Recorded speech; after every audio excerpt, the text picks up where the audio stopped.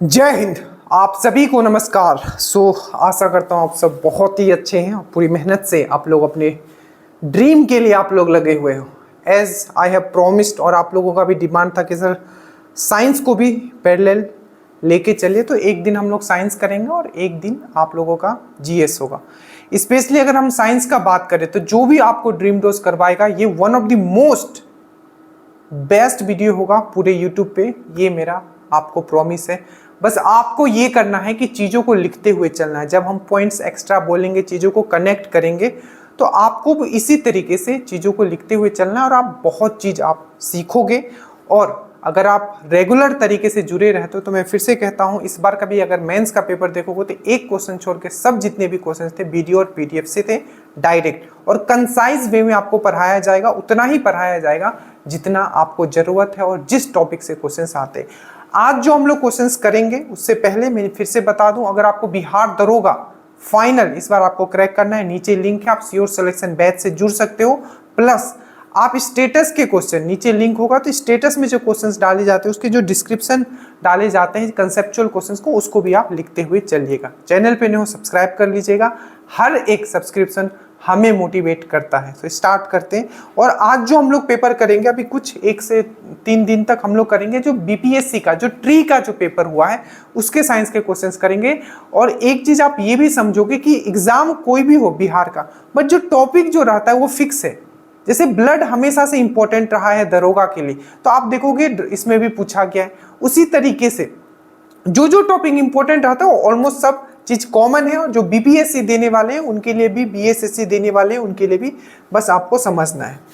पहला क्वेश्चन पूछा गया था कि विच of the following blood has a defective haemoglobin, मतलब कौन सा ऐसा ब्लड का जो बीमारी है, डिजीज है, ठीक है, जिसमें क्या है कि हेमोग्लोबिन जो है उसमें प्रॉब्लम आ जाता है। ठीक है, तो सबसे पहले अगर हम लोग देखें, ऑप्शन आपके सामने है, ठीक है, तो इसका जो सही आंसर है वो है आपका, ये है आपको सिकल सेल एनीमिया। क्या है आपका? सिकल सेल एनीमिया जो हो जाएगा, इसका सही आंसर आपका हो जाएगा। ठीक है, अब सबसे पहले इसके ऑप्शंस पे जाते हैं। देखिए सिकल सेल एनीमिया का हम लोग बात करते हैं, तो एनीमिया हम जैसे ही बोलते हैं तो एनीमिया में क्या होता है, आपका जो मेनली जो इफेक्ट करता है आपका आरबीसी को करता है। किसको करता है? आपका आरबीसी, रेड ब्लड सेल को करता है। ठीक है, तो आरबीसी को क्या करता है, एनीमिया जो है आपको इफेक्ट करता है। और आपको पता है जो आरबीसी है, पहला पॉइंट याद रखिएगा, जो हेमोग्लोबिन मिलता है, ठीक है, वो आपका आरबीसी के ही अंदर होता है। तो हेमोग्लोबिन जो होता है आपका वो आरबीसी के अंदर ही होता है।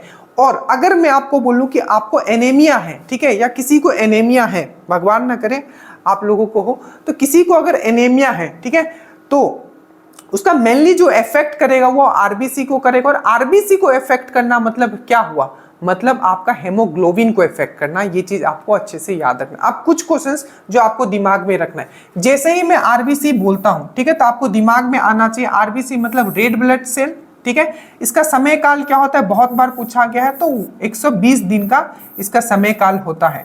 ये बनता कहाँ है, बहुत बार पूछा गया है, तो बोन मैरो में बनता है। बोन मैरो मतलब आपका क्या होता है, मतलब अस्थि मज्जा, अस्थि मज्जा में ये बनता है। नेक्स्ट आपको क्वेश्चन इसी से पूछा गया है कि जो बोन मैरो में तो ये बनता है, बट ये मरता कहाँ जाके है। तो एक बहुत ही फेमस क्वेश्चन है कि ग्रेवयार्ड ऑफ आरबीसी, आरबीसी का कब्रिस्तान किसको बोला जाता है, तो आपको याद रखना है वो बोला जाता है आपका स्प्लीन को, प्लीहा को।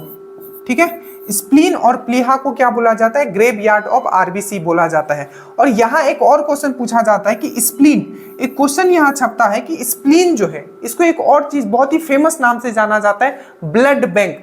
हमारे बॉडी का ब्लड बैंक किसको बोला जाता है, तो आपको याद रखना है ब्लड बैंक जो बोला जाता है वो भी हमारा स्प्लीन को बोला जाता है। तो आरबीसी का आपको याद रखना है समय काल कितना होता है, 120 दिन होता है। कहाँ बनता है, तो बोन मैरो में या अस्थि मज्जा में बनता है। कहाँ इसका डेथ होता है, मरता कहाँ है, तो स्प्लीन में मरता है, इसीलिए इसको कब्रिस्तान, रेड ब्लड सेल का जो कब्रिस्तान वो स्प्लीन को बोला जाता है। और स्प्लीन जो है, ठीक है, प्लीहा जो है, इसको ब्लड बैंक भी हम लोग बोलते हैं। एक इसी एग्जाम में क्वेश्चन आया था, ठीक है, इसी एग्जाम में एक क्वेश्चन आया था कि जो आपका मलेरिया जो होता है, तो मलेरिया आखिर किसको इफेक्ट करता है, तो ये स्प्लीन को भी इफेक्ट करता है। आपको याद रखना है मलेरिया, मलेरिया जो है आपको स्प्लीन को भी इफेक्ट करता है। तो मलेरिया जो है आपको स्प्लीन को भी इफेक्ट करता है।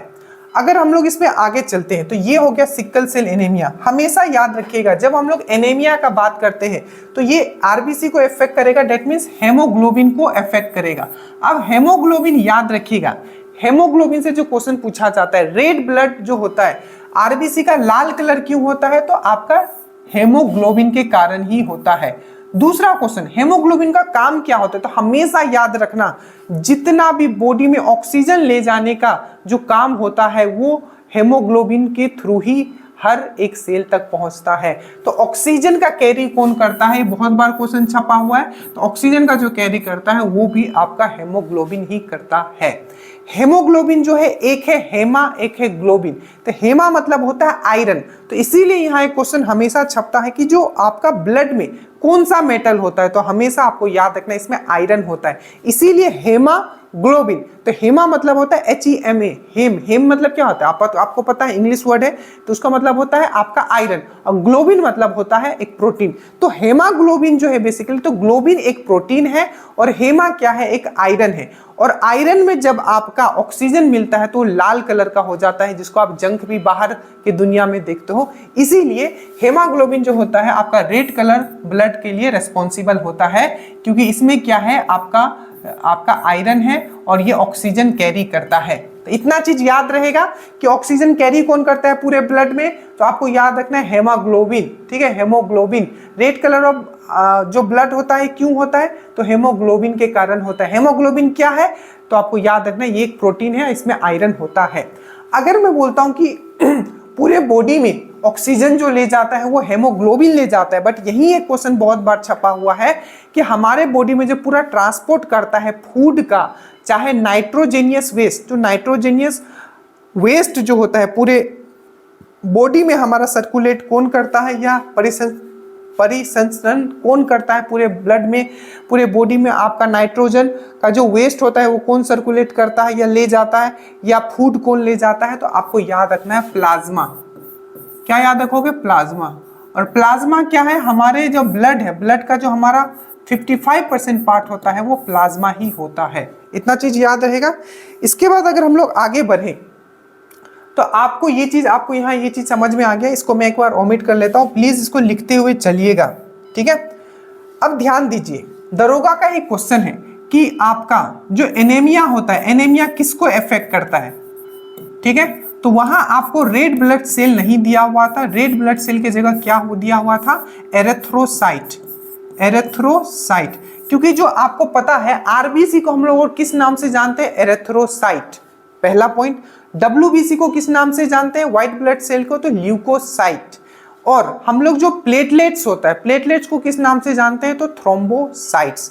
तो याद रखना एरिथ्रोसाइट, ल्यूकोसाइट, थ्रोम्बोसाइट, ये सब चीज आपको याद रखना है। ये चीज आपको समझ में आया। इसके बाद आपको ये सब क्वेश्चन जो मैं बोल रहा हूं ये पूछा गया, तो आपको दिमाग में रखना है। ब्लड का अगर हम लोग बात करें, कुछ पॉइंट जो ब्लड से बहुत ही इंपॉर्टेंट है। ठीक है, सबसे पहले याद रखना ब्लड क्या है, एल्केलाइन इन नेचर है। एल्केलाइन मतलब ये क्या, आप क्षारीय है, मतलब जब कोई क्षार अगर पानी में डिसॉल्व हो जाता है तो उसको हम लोग एल्केलाइन बोलते हैं। ठीक है, तो ये क्या है, क्षार है, मतलब बेसिक है इन नेचर में, एल्केलाइन है। ठीक है, क्या है आपका, क्षारीय है, एल्केलाइन। ठीक है, ये चीज याद रखोगे, या बेस अगर लिखा हुआ है क्षार है। ठीक है, याद रखो। इसका पीएच कितना है, तो मैंने हमेशा आपको कनेक्ट करवाया है। क्या चीज मैंने आपको कनेक्ट करवाया, देखो पढ़ना ऐसे है, ठीक है, कि क्वेश्चंस आपको कुछ नया दिखे ना, और आपको पढ़ना इसी तरीके से। ठीक है, तो आपको पीएच कितना होता है, तो ये 7.4 होता है। मैंने हमेशा करवाया कि आंसू का और जो आपका ब्लड का जो पीएच होता है वो 7.4 होता है। 2-3 क्वेश्चन आपको और याद रखना। अगर आपको बोले कि ब्लड ग्रुप का डिस्कवर किसने किया था, ब्लड ग्रुप का क्या बोलोगे, कार्ल लैंडस्टेनर। क्या बोलोगे, कार्ल लैंडस्टेनर। वही आपको बोलेगा कि ब्लड जो सर्कुलेशन है, मतलब ब्लड का जो परिसंचरण तंत्र जो होता है पूरे बॉडी में, उसको किसने डिस्कवर किया था, तो ब्लड ग्रुप अगर बोले तो कार्ल लैंडस्टेनर। बट अगर ब्लड सर्कुलेशन सिस्टम, परिसंचरण तंत्र किसने किया था, तो आपको याद रखना है विलियम हार्वे ने किया था। अच्छे से याद रखना है। यही से एक क्वेश्चन अभी रिसेंटली एग्जाम में आपका दरोगा वाला पेपर उठाओगे। ठीक है, आपको जो ब्लड प्रेशर होता है, ठीक है, तो ब्लड प्रेशर जो होता है आपको याद रखना है, नॉर्मल कितना होता है, तो 120/80 होता है। अच्छे से याद रखिएगा 120/80 जो होता है आपका ब्लड प्रेशर होता है। इसको ऊपर वाला को हम लोग क्या बोलते हैं, सिस्टोल। ये सब आए हुए क्वेश्चन है। नीचे वाले को हम लोग क्या बोलते हैं, डायस्टोल। तो 120/80 जो होता है आपका नॉर्मल ब्लड प्रेशर होता है। प्लस आपको ये भी याद रखना है कि जो ये ब्लड प्रेशर है, तो आखिर ब्लड प्रेशर में हम लोग नापते क्या है, तो याद रखना कि ब्लड का जो प्रेशर है हमारे नली में क्या है, धमनियां है, सीरा है, धमनियां है, सीरा है। तो हमारा जो ब्लड प्रेशर जो नापता है बेसिकली जो हमारा धमनी है, डेट मीन्स हमारा जो आर्टरीज है, आर्टरीज पे कितना प्रेशर लग रहा है वही नापता है आपका ब्लड प्रेशर। और ब्लड प्रेशर हम लोग किससे नापते हैं, तो स्पाइगनोमीटर, स्पाइगनोमीटर, स्पाइगनोमीटर। और याद रखिएगा ब्लड प्रेशर में क्या नापते हैं, तो आर्टरीज पे, धमनी पे जो प्रेशर लगता है वही नापते हैं, किससे, स्पाइगनोमैनोमीटर से हम लोग नापते हैं। ये चीज आपको समझ में आया। अब यहाँ दिया हुआ सिक्कल सेल एनीमिया आप समझ गए कि इसमें बेसिकली क्या होता है, तो हमारा आरबीसी इफेक्ट होता है। और कह सकते हो कि जो आरबीसी के अंदर जो होता है आपका हीमोग्लोबिन होता है, तो हीमोग्लोबिन इफेक्ट होता है, ठीक है। हीमोग्लोबिन में कमी भी आ जाता है, ठीक है। और इवन कह सकते हो हीमोग्लोबिन इफेक्ट होना मतलब पूरे बॉडी में ऑक्सीजन का कमी होने लगेगा। उसके बाद है आपका हेमोफेलिया। हेमोफेलिया क्या होता है अगर मैं आपको बताऊं, तो इसको एक और नाम से जाना जाता है, हमेशा क्वेश्चन पूछा जाता है कि रॉयल डिजीज। इसको रॉयल डिजीज के नाम से भी शाही बीमारी के नाम से भी जाना जाता है, रॉयल डिजीज। आप बोलेंगे इसको रॉयल डिजीज क्यों बोला जाता है, तो वो डिटेल में अभी नहीं जाना है, पीडीएफ में लिखा हुआ है, ठीक है। तो रॉयल डिजीज बोला जाता है हेमोफेलिया का। और इसमें क्या होता है कि आपका जो रक्त का जो थक्का होता है, मान लीजिए कहीं कट लग गया तो वहां से खून कॉन्टिन्यूअस निकलते रहता है, ठीक है, जिसके कारण क्या होता है आपका रक्त का थक्का जो है नहीं बन पाता है। तो हेमोफीलिया में क्या होता है आपका रक्त का थक्का नहीं बन पाता है। सिकल सेल एनीमिया में क्या होता है, आपको आरबीसी क्या होता है आपका इफेक्ट हो जाता है, जिससे आपका हेमोग्लोबिन भी इफेक्ट होता है, ठीक है। उसके बाद है आपका ल्यूकेमिया, ठीक है। तो देखिए रक्त का थक्का नहीं बन पाता, यहीं से दो क्वेश्चन आपको याद रखना है, दो प्रोटीन का नाम याद रखना है। एक होता है आपका फाइब्रोनोजिन, फाइब्रोनोजिन, एक होता है फाइब्रोनोजिन और एक होता है आपका हेपरिन। दो क्वेश्चन आपको यहां से बनता है। पहला क्वेश्चन पूछा जाता है कि फाइब्रोनोजिन जो है, ठीक है, फाइब्रोनोजिन जो है किस प्रोटीन के कारण, ठीक है, जो रक्त का थक्का बनता है, जैसे आपको कट लग गया कहीं तो रक्त का थक्का तुरंत बन जाता है, तो किस प्रोटीन के कारण, तो आपको याद रखना है फाइब्रोनोजिन के कारण। बट जस्ट क्वेश्चन इसको उल्टा कर दे कि बॉडी के अंदर किस प्रोटीन के कारण रक्त का थक्का नहीं जमता है, तो बॉडी के बाहर रक्त का थक्का किसके कारण जम जाता है, तो फाइब्रोनोजिन के कारण। और रक्त बॉडी के अंदर, क्योंकि बॉडी के अंदर अगर रक्त का थक्का जम गया तो आदमी मर जाएगा, तो बॉडी के अंदर किस प्रोटीन के कारण आपका रक्त का थक्का नहीं जमता है, तो हेपरिन। तो बाहर रक्त का थक्का जमाता है फाइब्रोनोजिन और अंदर रक्त का थक्का नहीं जमाता है आपका हेपरिन। समझ में आया।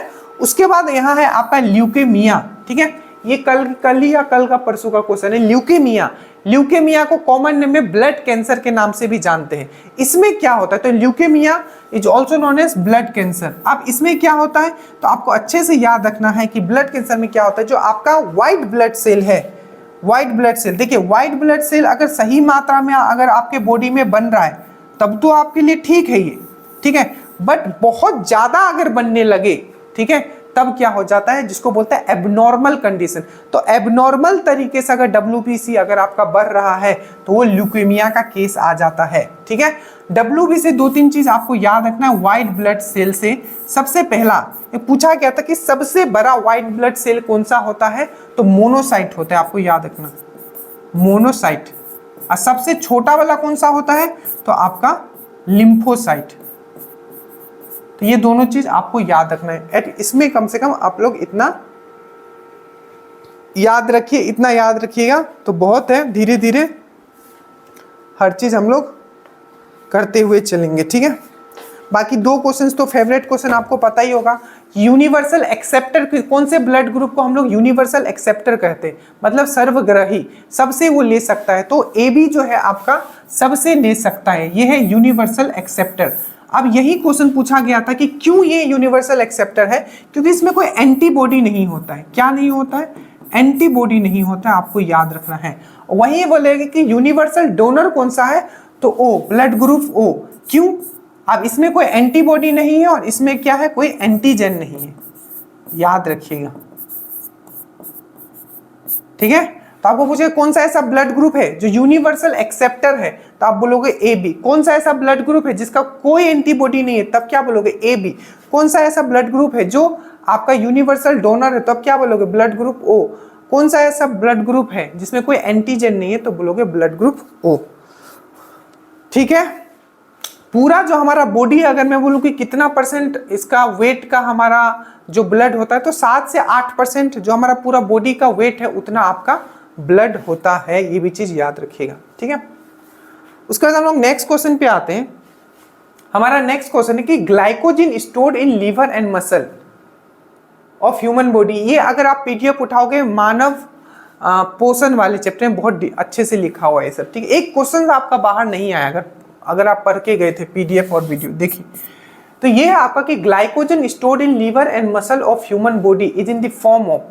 तो आपको याद रखना है कि जो ग्लाइकोजन जो होता है, ठीक है, मानव के शरीर में यकृत और मांसपेशियों में संग्रहित ग्लाइकोजन किस रूप में होता है। देखिए, तो सबसे पहले अगर मैं बताऊं तो ग्लाइकोजन क्या है बेसिकली, तो ग्लाइकोजन जो है एक पॉलीसेकेराइड कार्बोहाइड्रेट है। देखिए कार्बोहाइड्रेट, अब मैं क्वेश्चंस के फॉर्म में ही बात करूंगा क्योंकि डिटेल में बात करने से कोई फायदा नहीं है, वो डिटेल क्लास हमने आपको करवाया है, पीडीएफ में सब चीज लिखा हुआ है, वही हम बात करेंगे, ठीक है। तो देखिए सबसे पहले हम लोग याद करेंगे कि ग्लाइकोजन जो है, तो आपको पहला क्वेश्चन बनता है कि जो एनिमल होता है, जैसे कि हम भी एक एनिमल है, तो एनिमल जो होता है अपना फूड को स्टोर करता है किस फॉर्म में, तो आपको याद रखना है ग्लाइकोजन के फॉर्म में, ग्लाइकोजन के फॉर्म में। वहीं अगर आपको क्वेश्चन पूछे कि जो प्लांट जो होता है किस फॉर्म में फूड को स्टोर करता है, तो आपको याद रखना है स्टार्च के फॉर्म में, ठीक है। जो ग्लाइकोजन है ये क्या है, आपका पॉलीसेकेराइड कार्बोहाइड्रेट। क्या है आपका पॉलीसेकेराइड कार्बोहाइड्रेट है। क्या है, पॉलीसेकेराइड कार्बोहाइड्रेट है। यही दो पॉलीसेकेराइड कार्बोहाइड्रेट आपको याद रखना है, एक है आपका काइटिन और एक है आपका सेलुलोज, ठीक है। तो यहां से क्वेश्चन बनता है, जो काइटिन है ये भी एक पॉलीसेकेराइड कार्बोहाइड्रेट है। दरोगा का ही क्वेश्चन है कि जो आपका जो फंगस का जो सेल वॉल होता है, कोशिका भित्ति जो होता है, किससे बना होता है, फंगस का, कवक का।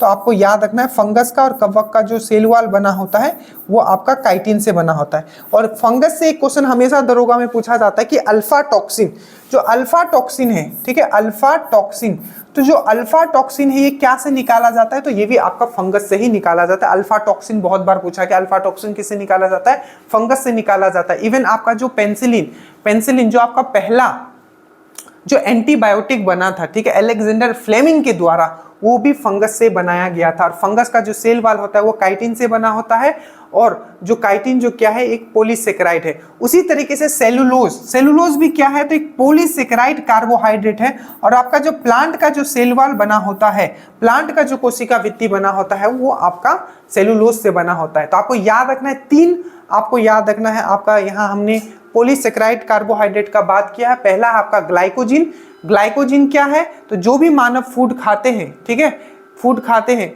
तो वो जो स्टोर करते हैं वो ग्लाइकोजन के फॉर्म में करते हैं। कहाँ करते हैं, तो अच्छे से याद रखना है लीवर और आपका मसल में करते हैं।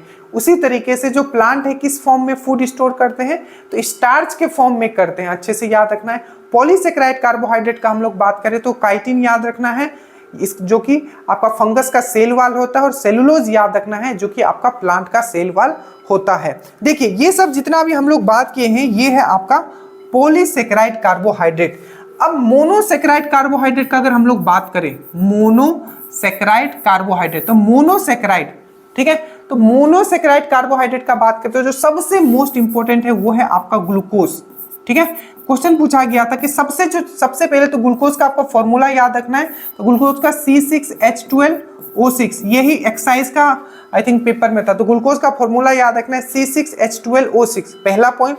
दूसरा आपको याद रखना है कि सबसे छोटा यूनिट, ये बीपीएससी का ही क्वेश्चन है कि कार्बोहाइड्रेट का जो सबसे छोटा यूनिट कौन सा है, तो वो भी आपका ग्लूकोज ही है, स्मॉलेस्ट यूनिट ऑफ कार्बोहाइड्रेट। तो कार्बोहाइड्रेट का जो सबसे छोटा यूनिट क्या है, तो वो आपका ग्लूकोज ही है, आपको याद रखना है। और एक क्वेश्चन और पूछा गया है कि ग्लूकोज को अगर हमें इथेनॉल में, पीने वाला दारू जिसको हम लोग बोलते हैं इथेनॉल या ग्रेन एल्कोहल, याद रखना इथेनॉल या ग्रेन एल्कोहल, जिसका फॉर्मूला होता है C2H5OH। तो अगर हमें एल्कोहल से आपका ग्लूकोज से अगर इथेनॉल बनाना है C2H5OH, तो कौन सा एंजाइम का जरूरत पड़ता है? तो आपको याद रखना है जाइमेस एंजाइम का। कौन सा? जाइमेस एंजाइम का। ये भी चीज याद रखना है। तो ग्लूकोज सबसे छोटा यूनिट है कार्बोहाइड्रेट का, पहला क्वेश्चन याद रखोगे। दूसरा, ग्लूकोज का आपको फॉर्मूला याद रखना है C6H12O6। तीसरा आपको याद रखना है, ठीक है, तीसरा आपको याद रखना कि अगर ग्लूकोज को अगर आपको इथेनॉल में कन्वर्ट करना है तो आप कैसे करोगे? तो जाइमेस एंजाइम के थ्रू आप करोगे, ठीक है। और सबसे छोटा यूनिट मैंने बता दिया। और ये भी याद रखिएगा, जो फोटोसिंथेसिस जो होता है, या आप कह सकते हो जो प्रकाश संश्लेषण होता है, उसमें मेन प्रोडक्ट, मेन जो आउटपुट होता है, मेन प्रोडक्ट जो होता है, क्या होता है? याद रखना, फोटोसिंथेसिस का मेन प्रोडक्ट ग्लूकोज होता है। कभी भी ऑक्सीजन मत मारना, ऑक्सीजन जो होता है बाय प्रोडक्ट होता है। तो ये चीज आपको याद रखना है, ये चीज आपको समझ है। साथ ही मोनोसेकेराइड में और कौन सा आता है? तो एक तो ग्लूकोज आता है, ठीक है। और याद रखना, इंस्टेंट एनर्जी के लिए, तुरंत एनर्जी के लिए एथलीट जो होता है उसको क्या दिया जाता है? ग्लूकोज ही दिया जाता है। अच्छे से याद रखेगा। और याद रखेगा, मोनोसेकेराइड में एक तो आपने ग्लूकोज को पढ़ा, दूसरा क्या होता है आपका? गैलेक्टोज होता है, गैलेक्टोज। और नेक्स्ट क्या होता है आपका? फ्रैक्टोज। तो ये भी क्वेश्चन बहुत बार छपा है, फ्रैक्टोज, ठीक है, कि सबसे मीठा शर्करा, सबसे स्वीटेस्ट शुगर कौन सा होता है? सबसे स्वीटेस्ट शुगर कौन सा होता है? सबसे मीठा शर्करा कौन सा होता है? तो आपको याद रखना है, सबसे मीठा शर्करा जो होता है वो फ्रैक्टोज होता है। और ये भी एक मोनोसेकेराइड है। और गैलेक्टोज भी आपको याद रखना है, गैलेक्टोज। तो 3 मोनोसेकेराइड का मैंने नाम बताया, ग्लूकोज जिसके बारे में जो मैंने क्वेश्चंस यहाँ बताए, फ्रैक्टोज क्या है? सबसे मीठा शर्करा है। और जो भी आपका हनी में जो मिलता है, चाहे आपका जो फ्रूट में जो मिलता है वो कौन सा मीठापा होता है? तो फ्रैक्टोज होता है। और फ्रैक्टोज सबसे मीठा शर्करा है, ये भी याद रखिएगा। और गैलेक्टोज भी जो है आपका क्या है? आपका मोनोसेकेराइड है, ठीक है। ऐसे इसमें बहुत चीज है, बट इसमें इतना ही रखते हैं। अभी देखिए, इसके अगर ऑप्शंस पे अगर हम लोग बात करते हैं तो मोनोसेकेराइड आपको नहीं, मोनोसेकेराइड में क्या क्या होगा? ग्लूकोज होगा, ठीक है, पहला। उसके बाद आपका फ्रैक्टोज होगा जो सबसे मीठा शर्करा होता है, फल में मिलता है, हनी में मिलता है। और एक होता है आपका गैलेक्टोज। गैलेक्टोज है अनाज में मिलता है, ठीक है, माल्टोज के साथ मिलके। तो ग्लूकोज हो गया, फ्रैक्टोज हो गया और गैलेक्टोज हो गया। ये हो गया मोनोसेकेराइड। प्रोटीन से हमेशा एक क्वेश्चन पूछा जाता है। प्रोटीन बनाने के लिए आपको पता होना चाहिए नाइट्रोजन बहुत इंपॉर्टेंट है। तो कौन सा ऐसा एलिमेंट है, आपको बहुत बार पूछा जाएगा कि कौन सा ऐसा तत्व है जो प्रोटीन बनाने के लिए इंपॉर्टेंट है? तो क्वेश्चन आपको छपा हुआ है, तो आपको याद रखना है नाइट्रोजन, ठीक है।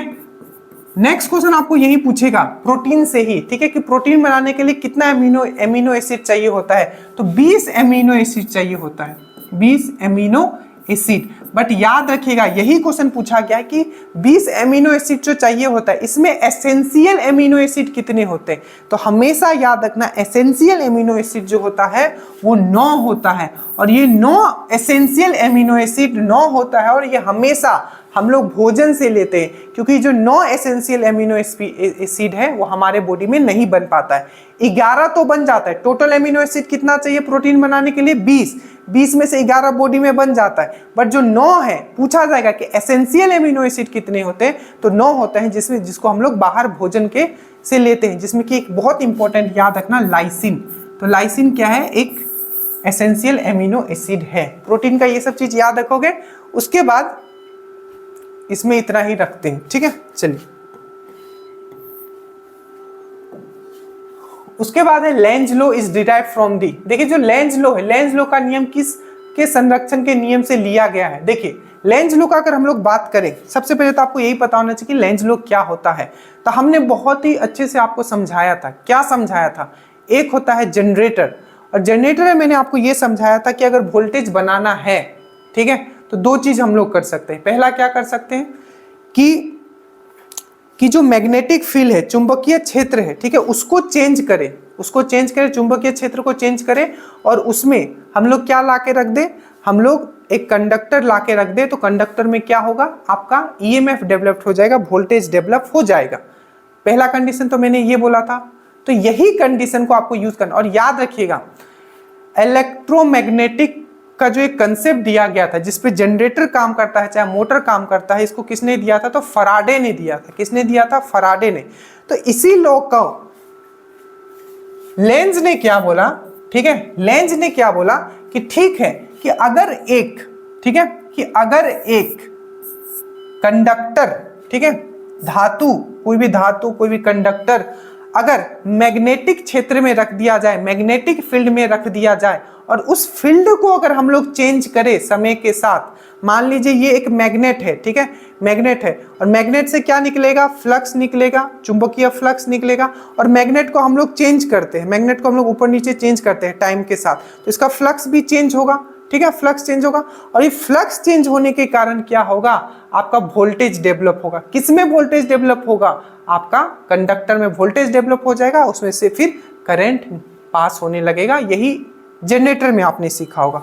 तो लेंज ने क्या बोला? फॉर्मूला याद रखिएगा, लेंज ने बोला था -n d∅dt।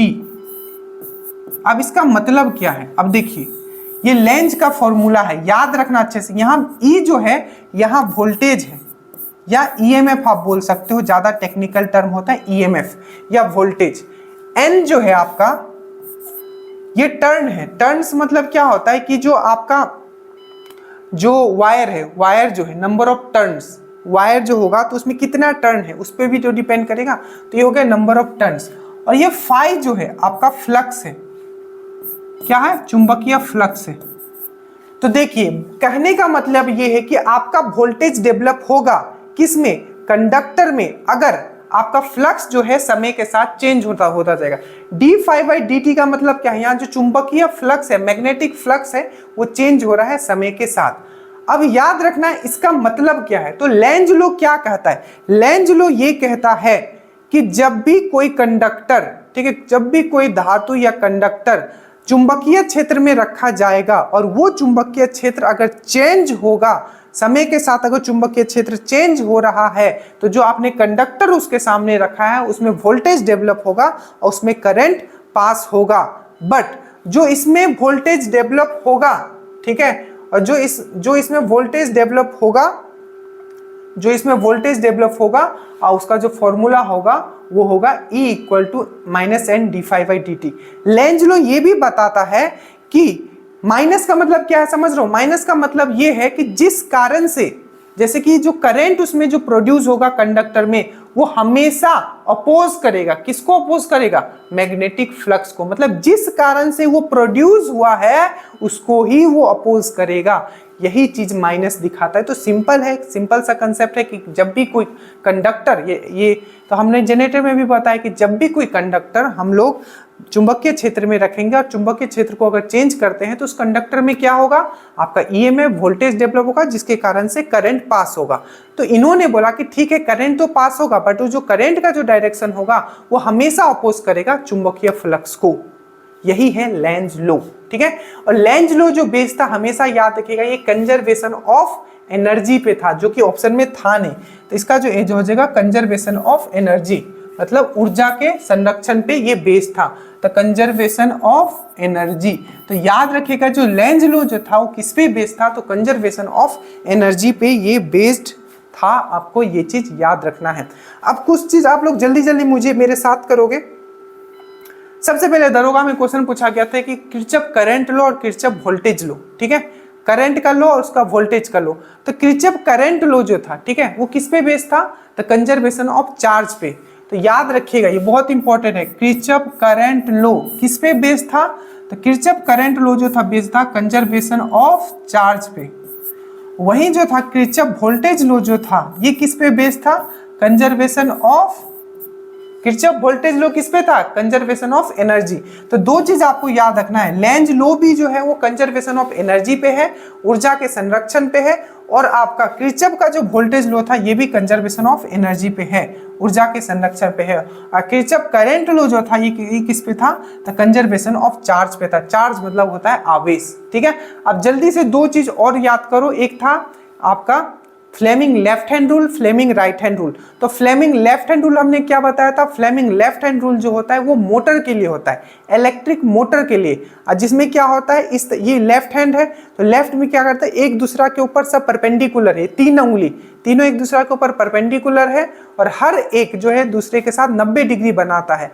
और जो फ्लेमिंग लेफ्ट हैंड रूल है इसमें ये बीच वाला क्या बताता है, आई करंट, ठीक है, करंट। बी ये बीच वाला मतलब इंडेक्स फिंगर, ये वाला क्या बताता है, मैग्नेटिक फील्ड, और ये क्या है आपका फोर्स। तो जो हमारा फ्लेमिंग लेफ्ट हैंड रूल है ये किसके लिए होता है, मोटर के लिए होता है। इसमें हमारा मेन फोकस क्या होता है कि किस डायरेक्शन में घूम रहा है, डायरेक्शन ऑफ फोर्स कौन बताता है, ये थंब बनाता है।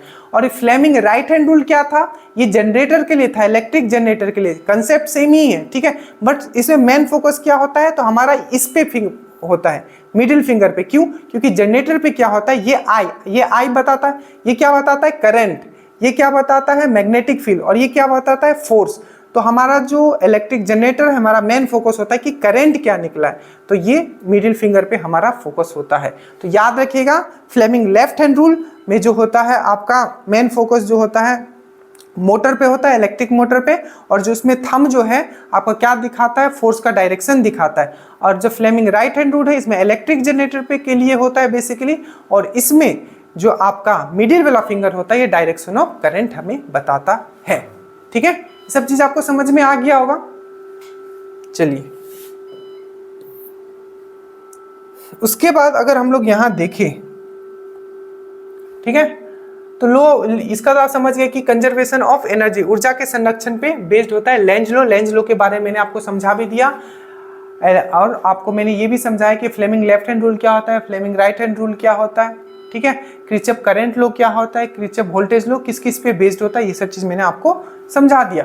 अब अगर मैग्नेटिज्म का अगर मैं बात करूं, देखिए चार्ज यहाँ दिया हुआ है, ठीक है, तो चार्ज का यूनिट क्या होता है, आवेश का यूनिट तो कूलम होता है, कूलम, अच्छे से याद रखिएगा। और एक फॉर्मूला हमेशा याद रखना, I इक्वल टू होता है Q/T। I क्या है करंट, Q क्या है आपका चार्ज, T क्या है सेकेंड, मतलब T हमेशा सेकेंड में लेता है, तो I इक्वल टू होता है Q/T।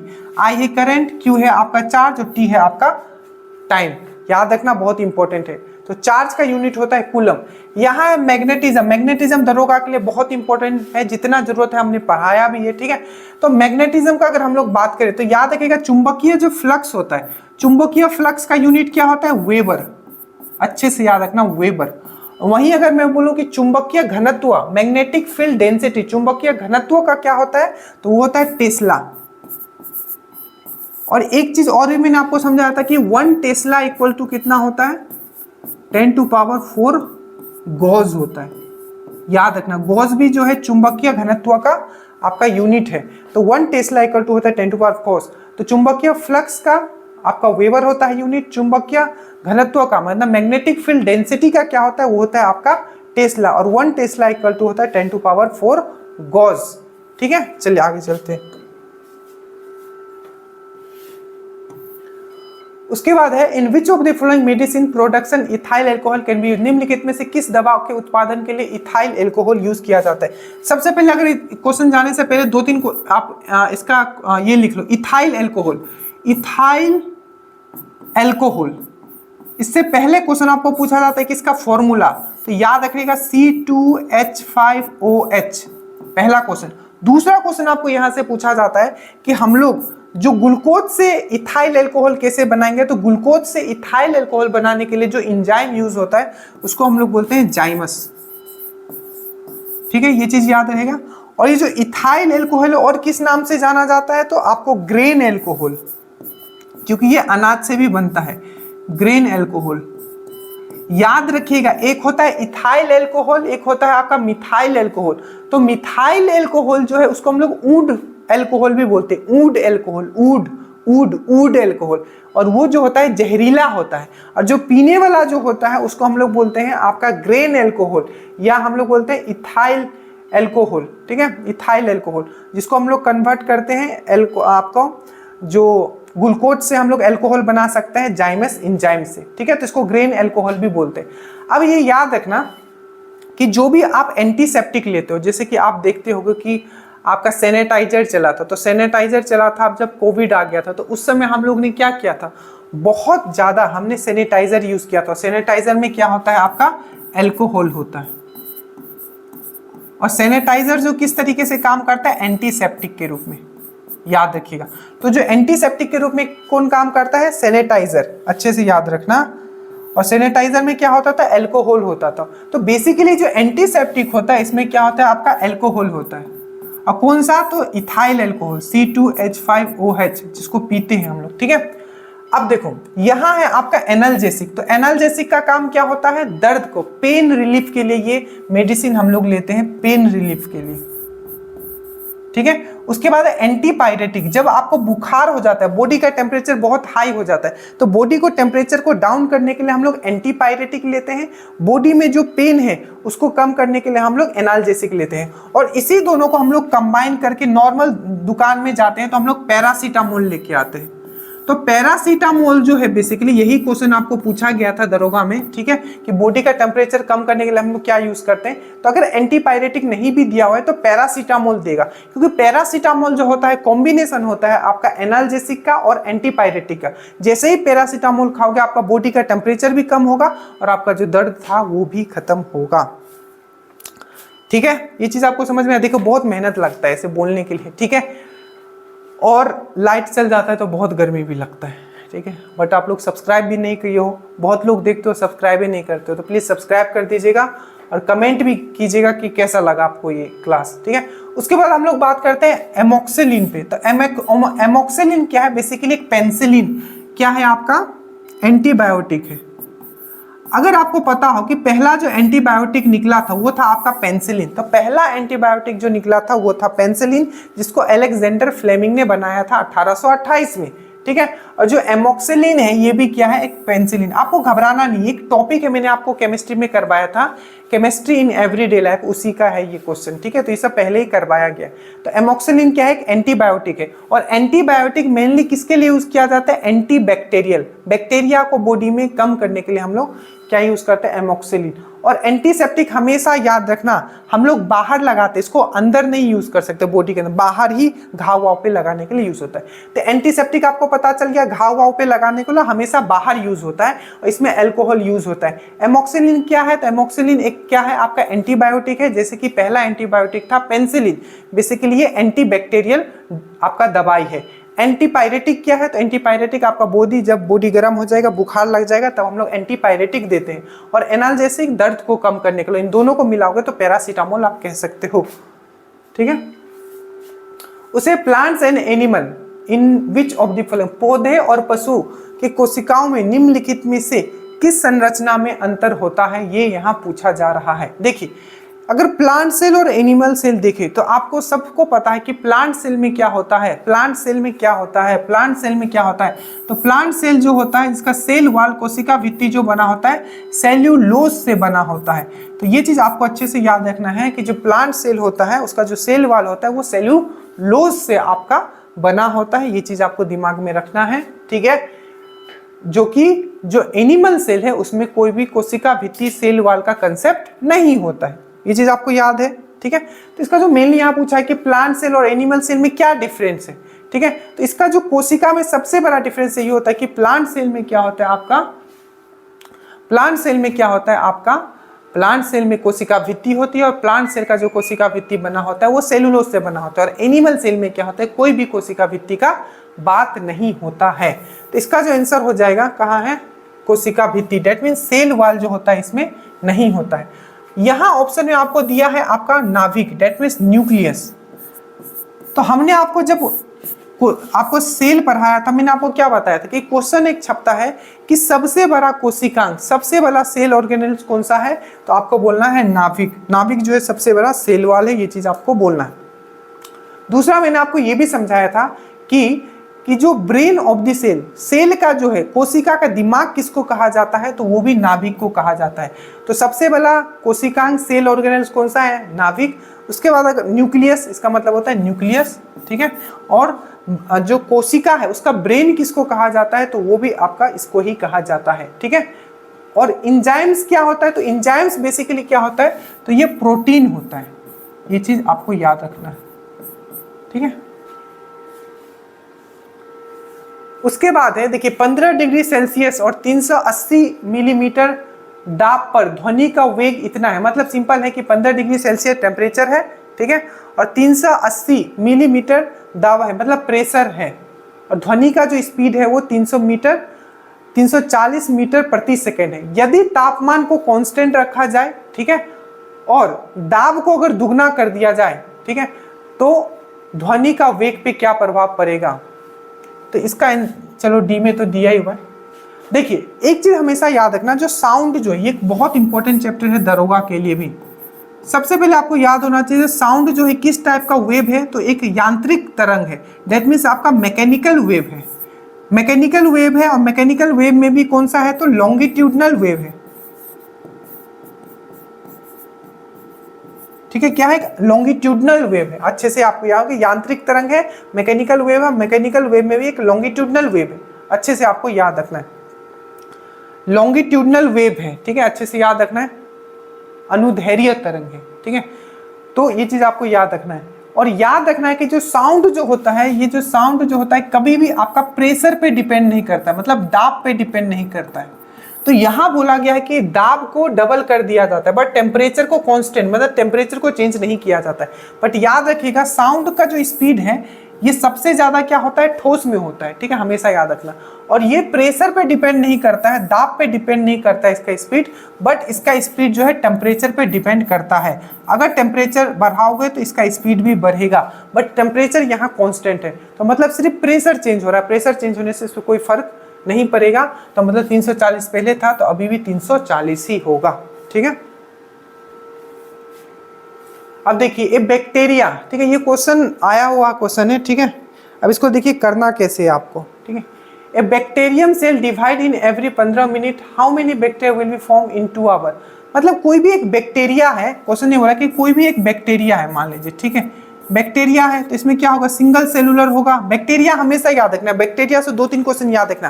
क्वेश्चन पूछा गया क्या बैक्टीरिया माइटोकॉन्ड्रिया होता है, या ऑप्शन में दिया हुआ कि किसमें माइटोकॉन्ड्रिया नहीं होता, तो बैक्टीरिया माइटोकॉन्ड्रिया नहीं होता है। ऊपर से आपको याद रखना है बैक्टीरिया जो है यूनिसेलुलर है, और यूनिसेलुलर में कौन सा है, तो प्रोकार्योटिक सेल है, प्रोकार्योटिक कोशिका है। आपको ये चीज अच्छे से याद रखना है। अब बोला है कि कोई एक बैक्टीरिया है, ठीक है, जो कि हर 15 मिनट में अपने आप को डिवाइड कर लेता है, मतलब 2 हो जाता है, ठीक है। तो बोला है कि 2 घंटे में कितना वो बन जाएगा। मतलब कोई भी एक बैक्टीरिया है, ठीक है, जो 15 मिनट में अपने आप को डबल कर लेता है, मतलब एक था तो वो 2 हो गया, एक कोशिका जो था वो 2 बैक्टीरिया में बन गया, तो 15 मिनट में, तो 2 घंटे में कितना बन जाएगा। तो आप दिमाग लगाओ थोड़ा सा, इस क्वेश्चन को करना कैसे। देखिए टोटल टाइम कितना है हमारे पास, 2 घंटा, 2 आवर। 2 आवर मतलब होता है 60 × 2। अगर हम लोग मिनट में लिखे डेट मीन्स 120 मिनट, और हर 15 मिनट में ये डबल हो जाएगा। तो 120 को अगर हम लोग मल्टीप्लाई डिवाइड कर दे 15 से, तो हमें ये पता चल जाएगा कि आखिर वो कितने बार, ठीक है, वो दोगुना होगा, हमें ये पता चल जाएगा। क्योंकि 15 मिनट में वो एक बार दुगना होता है, तो 120 मिनट में कितने बार होगा, तो यहां से हमें पता चलेगा 8 बार, ठीक है, 8 बार। तो 8 बार दुगना होगा, मतलब 2 × फिर से इस पहले मतलब 2 × 2 × 2 × 2, इस तरीके से डबल हो जाएगा, इस तरीके से डबल होते जाएगा। और कितने बार, 8 बार, क्योंकि 2 है ना, तो 2 से फिर से 2 होगा, फिर से 2 होगा, फिर से 2 होगा, फिर से 2, मतलब दुगना का दुगना होते हुए जाएगा। तो टोटल कितने बार होगा, 8 बार ऐसा होगा। तो 2⁻8 कितना होता है, 2⁻8 जो होता है आपका 256 होता है। तो इसका आंसर जो हो जाएगा 256। अगर ये समझ में नहीं आया तो सिंपल एक बार फिर से क्वेश्चंस को समझिए, पढ़िए और इसको समझिए कि हमने क्या समझा, आपको समझ में आ जाएगा। उसके बाद ये क्वेश्चन हम लोग पहले भी कर चुके हैं कि पायरोबिक अमल जो होता है, पायरोबिक का विखंडन कार्बन डाइऑक्साइड, पानी और ऊर्जा देने में होता है, कहाँ होता है बेसिकली, तो the break down of pyruvate to give carbon dioxide, water and energy take place. तो पायरोबिक जो है, ठीक है, जो पायरोबिक है, ठीक है, जो पायरोबिक है, the break down of pyruvic to give carbon dioxide, water and energy take place in. तो ये बेसिकली आपका कहाँ होता है, ये आपको यहाँ पूछा जा रहा है, ठीक है। और इसके बाद कौन सा है, चलिए इसके बाद ये 9, क्वेश्चन नंबर 9 कहाँ गया फिर? Question number 10।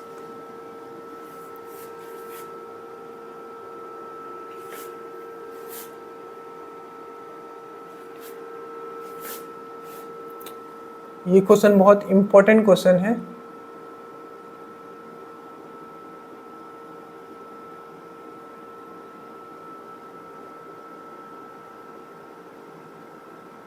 देखिए ये क्वेश्चन को हम लोग देखते हैं कि what happen to a gravitational force, यदि दो वस्तुओं के बीच की दूरी दुगनी कर दी जाए तो उनके बीच गुरुत्वाकर्षण बल का क्या होगा। देखिए ये क्वेश्चन मैंने पहले भी आपको करवाया, क्या वो डबल हो जाएगा, क्या वो दुगना हो जाएगा, या 4 गुना हो जाएगा, या उसका 1/4 हो जाएगा, या इसमें से कोई नहीं। देखिए इसको मैंने आपको बहुत पहले करवाया था कि एक यूनिवर्सल लॉ ऑफ ग्रेविटेशन, मतलब गुरुत्वाकर्षण जो सार्वभौमिक नियम दिया गया था, ठीक है, उसके अनुसार क्या है कि दुनिया में हर एक ऑब्जेक्ट दूसरे ऑब्जेक्ट को अट्रैक्ट करता है, हर एक ऑब्जेक्ट दूसरे ऑब्जेक्ट को अट्रैक्ट करता है, ठीक है। ये किसने, कौन सा लॉ है, तो universal law of gravitation. But ये मेनली क्या होता है, जो बहुत बड़े बड़े ऑब्जेक्ट, आप बोलोगे सर हम दोनों में अट्रैक्शन हो रहा है तो कहाँ पता चलता है, तो बेसिकली यूनिवर्सल लॉ ऑफ जो ग्रेविटेशन होता है वो बहुत बड़े बड़े जो बॉडीज है, जैसे कि मून हो गया, ठीक है, जैसे कि 2 प्लेनेट हो गया, सन हो गया, मून हो गया, ठीक है, सन हो गया, अर्थ हो गया, तो इन लोग के बीच में क्या होता है, ये फोर्स लगता है। छोटे बॉडी पे ये पता नहीं चलता है, ठीक है। तो इसका जो फॉर्मूला मैंने आपको बताया था कि दो बॉडी के बीच में जो फोर्स लगता है वो है जी। जी जो कांस्टेंट होता है, ठीक है, एक नियंत्रक है जिसका वैल्यू मैं अभी बताऊंगा। दो बॉडी m1, दो बॉडी है जिसके बीच में फोर्स लग रहा है डिवाइडेड बाय r²। इसका मतलब क्या है कि अगर ये अर्थ है, ठीक है, और ये सन है, ठीक है, तो इन दोनों के बीच में जो इसका डिस्टेंस है, रेडियस टू रेडियस इसका जो डिस्टेंस है, ठीक है, इसको हम लोग बोलते हैं r, ठीक है। तो इन दोनों के बीच में जो डिस्टेंस है, ठीक है, ये अर्थ है, ये सन है, तो r जो है इन दोनों के बीच में डिस्टेंस है, m जो है इन लोग का मास है, m1 और m2 मास है, याद रखना, ठीक है, द्रव्यमान है, ठीक है, भार नहीं है। तो m1 और m2 क्या है, इसका मास है, द्रव्यमान है। तो अगर बोला है तो मास तो हमेशा कांस्टेंट रहता है, दैट मीन्स जो द्रव्यमान होता है हमेशा कांस्टेंट रहेगा, ठीक है, इसमें तो कोई चेंज आएगा नहीं। अगर यहाँ कोई चीज 5 kg का है, ठीक है, तो कहीं भी ले जाओगे तो 5 kg का रहेगा, पर अगर कोई चीज यहाँ 5 न्यूटन का है, ठीक है, तो वो वेट हो गया, तो फिर दूसरा जगह जाएगा तो वो चेंज हो जाएगा। तो मास कभी चेंज नहीं होता है, द्रव्यमान कभी चेंज नहीं होता है, चेंज जो होता है वो आपका भार होता है, वेट होता है, हमेशा याद रखना। क्योंकि जब लोग वेट का बात करते हैं तो उसमें फोर्स क्या, जी जो है उसमें मल्टीप्लाई हो जाता है। ये सब चीज हमने आपको समझाया है। तो क्या चेंज नहीं होता है, द्रव्यमान कभी आपका चेंज नहीं होता है, चेंज जो होता है आपका क्या होता है, वो भार होता है, वेट होता है, ठीक है। चलिए, तो ये दोनों तो कांस्टेंट है, ये दोनों तो कांस्टेंट है, ये भी कांस्टेंट हो गया। तो चेंज क्या करता है, इसको चेंज कर रहा है। तो बोला है कि दोनों का डिस्टेंस अगर डबल कर दिया जाए, तो पहले कुछ भी था तो अभी डबल कर देगा, तो यहाँ 2 हो जाएगा, r था तो 2r हो जाएगा, और स्क्वायर है तो क्या हो जाएगा, नीचे क्या आ जाएगा, 4r हो जाएगा। मतलब पहले जितना भी था उसका 1/4 हो जाएगा, तो इसका हो जाएगा इट बिकम्स 1/4। अब ध्यान देना क्या क्या क्वेश्चन पूछे गए। सबसे पहले ये वाला पोर्शन जो है बहुत इंपॉर्टेंट है, जी पूछा गया कि जी का वैल्यू कितना होता है, तो 6.6 इंटू 10⁻11 न्यूटन मीटर स्क्वायर पर केजी स्क्वायर। बहुत इंपॉर्टेंट है। आपको पहला तो ये पूछ लिया जाएगा कि जी का वैल्यू कितना है, तो क्या बोलोगे 6.67 इंटू 10⁻11। इसका यूनिट क्या है, तो यूनिट आप यहां से भी निकाल सकते हो, डायरेक्टली याद रखोगे न्यूटन मीटर स्क्वायर पर केजी स्क्वायर, ठीक है, याद रहेगा। चलिए अब अगर इसका हम लोग बात करें कि हु डिस्कवर सेल, जो कोशिका था उसका डिस्कवर किसने किया था, तो याद रखेगा कोशिका का डिस्कवर जो किसने किया था, रॉबर्ट हुक ने किया था। वहीं अगर आपको पूछे कि जो कोशिका का डिस्कवर तो उसने किया था, ठीक है, बट जो कोशिका, देखिए कोशिका का डिस्कवर किसने किया, रॉबर्ट हुक ने किया। बट जो ये आपका न्यूक्लियस होता है, ठीक है, जो आपका ये न्यूक्लियस होता है, न्यूक्लियस का डिस्कवर किसने किया था, तो रॉबर्ट ब्राउन ने किया था। मतलब केंद्रक का डिस्कवर किसने किया था, तो रॉबर्ट ब्राउन ने किया था। और अगर आपको बोले कि कोशिका का डिस्कवर किसने किया था? तो आपको याद रखना है रॉबर्ट हुक ने किया था। एंटन वैन ल्यूवेनहुक के बारे में आपको पता होगा, इनको फादर ऑफ बैक्टीरियोलॉजी कहा जाता है। क्या कहा जाता है? Father of bacteriology. बैक्टीरियोलॉजी का इनको जनक कहा जाता है।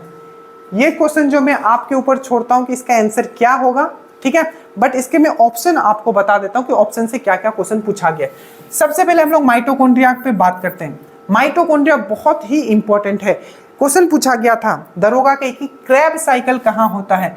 तो आपको याद रखना है कि जो क्रैब साइकिल जो है आपका कहाँ होता है? तो ये जो होता है आपका माइटोकॉन्ड्रिया में होता है। वही अगर आपको पूछेगा कि ग्लाइकोलाइसिस कहाँ होता है, ग्लाइकोलाइसिस कहाँ होता है, तो वो होता है आपका कोशिका द्रव्य में, दैट मीन्स आपका साइटोप्लाज्म में। तो ग्लाइकोलाइसिस जो होता है आपका कहाँ होता है? ग्लाइकोलाइसिस, तो ग्लाइकोलाइसिस जो होता है आपका साइटोप्लाज्म में होता है। क्रैब साइकिल जो होता है ये कहाँ होता है? आपका माइटोकॉन्ड्रिया में होता है। माइटोकॉन्ड्रिया को और किस नाम से जानते हैं? तो याद रखिएगा इसको किस नाम से जानते हैं? पावर हाउस ऑफ सेल, मतलब सेल का पावर हाउस, कोशिका का पावर हाउस किसको कहा जाता है? माइटोकॉन्ड्रिया को। नेक्स्ट क्वेश्चन आपको पूछा जाएगा कि जो माइटोकॉन्ड्रिया है, ठीक है, ये एनर्जी प्रोड्यूस करती है किस फॉर्म में? तो एटीपी के फॉर्म में। किस फॉर्म में? एटीपी। इसको क्या बोला जाता है? Adenosine triphosphate. क्या बोला जाता है? Adenosine triphosphate. तो जो ये जो माइटोकॉन्ड्रिया है, ठीक है, कैसे करती है वो सब में हम नहीं जाएंगे अभी, ठीक है, बस क्वेश्चंस पे हम लोग डील करेंगे। तो एटीपी के फॉर्म में करता है, एडिनोसाइन ट्राइफॉस्फेट। और एक क्वेश्चन पूछा गया था कि एनर्जी करेंसी ऑफ सेल, कोशिका का एनर्जी करेंसी किसको बोला जाता है? तो एनर्जी करेंसी जो बोला जाता है किसको बोला जाता है? आपका एनर्जी करेंसी जो बोला जाता है आपको किसको बोला जाता है? कोशिका का एनर्जी करेंसी, तो एटीपी को ही बोला जाता है। माइटोकॉन्ड्रिया से एक और क्वेश्चन छपता है कि सेलुलर, कोशिका का, ठीक है, श्वसन केंद्र किसको कहा जाता है? कोशिका का श्वसन केंद्र, साइट ऑफ सेलुलर रेस्पिरेशन किसको कहा जाता है? तो माइटोकॉन्ड्रिया को ही कहा जाता है, माइटोकॉन्ड्रिया को ही कहा जाता है। और याद रखिएगा दो ऐसा कोशिकांग, दो ऐसा सेल ऑर्गेनेल्स जिनका खुद का डीएनए होता है। ऐसे आप डीएनए जो होगा हमेशा न्यूक्लियस, केंद्रक के अंदर होता है, बट ऐसे दो कोशिकांग जिनके खुद के डीएनए होते हैं, एक है आपके प्लांट में क्लोरोप्लास्ट, एक है आपके प्लांट में क्लोरोप्लास्ट हरित लवक, ठीक है, और आपका जो आपका एनिमल सेल में है आपको याद रखना है वो है आपका माइटोकॉन्ड्रिया। तो माइटोकॉन्ड्रिया का खुद का भी डीएनए होता है, ये चीज आपको याद रखना है। क्लोरोप्लास्ट यहाँ दिया हुआ है, क्लोरोप्लास्ट जिसको हम लोग हरित लवक बोलते हैं, इसका भी खुद का डीएनए होता है। और हमेशा याद रखना जो क्लोरोप्लास्ट होता है ये हमेशा सिर्फ प्लांट में मिलता है, और क्लोरोप्लास्ट के अंदर ही एक पिगमेंट होता है जिसको हम लोग बोलते हैं क्लोरोफिल, क्लोरोफिल। और याद रखना क्वेश्चन पूछा गया था कि किचन ऑफ सेल, मतलब सेल, कोशिका का किचन घर, मतलब पाक घर, खाना बनाने वाला घर किसको कहा जाता है? तो किचन ऑफ द सेल जो कहा जाता है वो क्लोरोप्लास्ट को ही कहा जाता है, ठीक है। तो ये चीज एटलीस्ट इतना क्वेश्चन आपको याद रखना है, और इसका जो आपको हमको जवाब आपको कमेंट करना है। प्लीज बताइएगा कैसा लगा। हमने बहुत ट्राई किया है कि बेस्ट से बेस्ट देने की कोशिश करें, और जितना भी रहा है हम बोले और आप कुछ नया सीखे। जब बहुत मेहनत की है, प्लीज कमेंट कीजिएगा कि आपको कैसा लगा। जय हिंद।